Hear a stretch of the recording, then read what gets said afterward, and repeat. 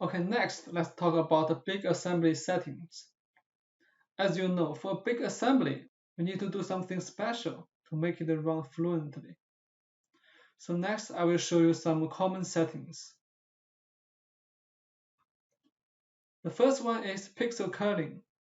We can use it to increase the assembly efficiency. And there are dynamic and static pixel curling options. Later, I will show you the effect before and after pixel curling. And another setting is display degradation.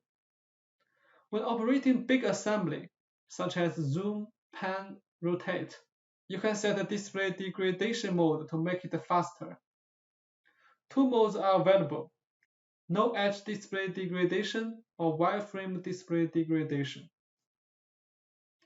And the last one is lightweight loading. For native formats, which is Z3ASM, we can enable it in the configuration table. Then when you open it, it will only load the display data.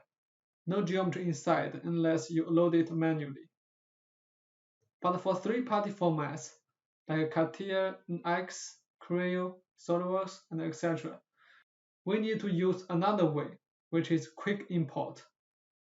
After quick import, similar to the former one, it will also only load the display data, no geometry inside unless you load it manually. Okay, now let's move over to ZW3D to show you more details. Okay, first let me show you the display degradation. So here I already opened assembly with like 4,000 components.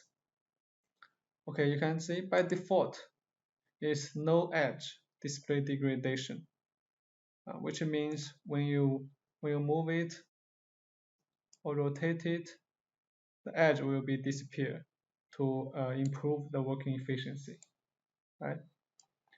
And here you can see actually we have a value. It's the sensitivity value. The higher sensitivity, the bigger assembly will trigger the switch of the degradation. Okay. And another one is wireframe display degradation, which means like when you're operating it, it will turn to wireframe display mode to improve the working efficiency, right? And if you choose no degradation, and here you can see the result. So no matter how you operate it, there will be no degradation at all. Okay, so it's very slow actually. Okay, this is about the display degradation. And I will change it back. And another one is pixel curling. And here you can see we have a dynamic and a static pixel curling. So for dynamic, the value range is from 1 to 100. By default is 3. We can change it like to 50, and we can see the result.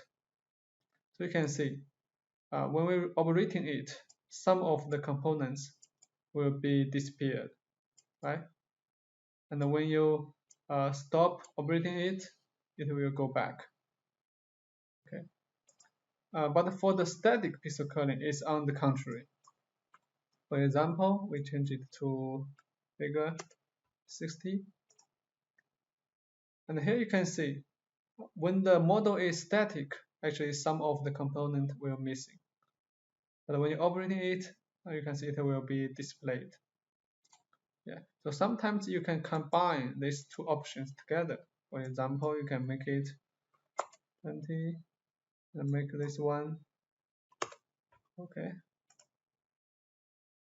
Now you can see actually it's much quicker to operating it, right? And the last one is lightweight loading. Okay, we'll close this one. And we'll go to the configuration. So please be noted that this one is only for the native format, which is the Z3 ASM or Z3 APRT. Okay, now let's open the same assembly.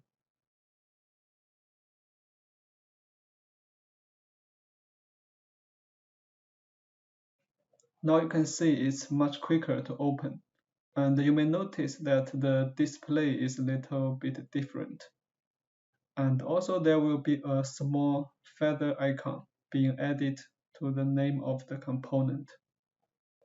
And if you want to edit some of the components, you can just select them, and in the right click menu, you will find the load current model command. Then you can see the feather is disappeared and the model is back to normal with the geometry. Then you can edit it without any problem.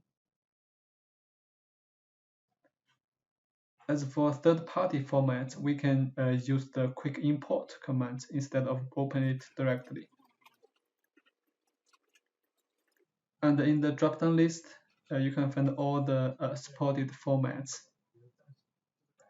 After you import them, it's the same procedure to load the geometry back. I will not repeat the operation once again. Okay, this is all about big assembly settings. Thank you for watching.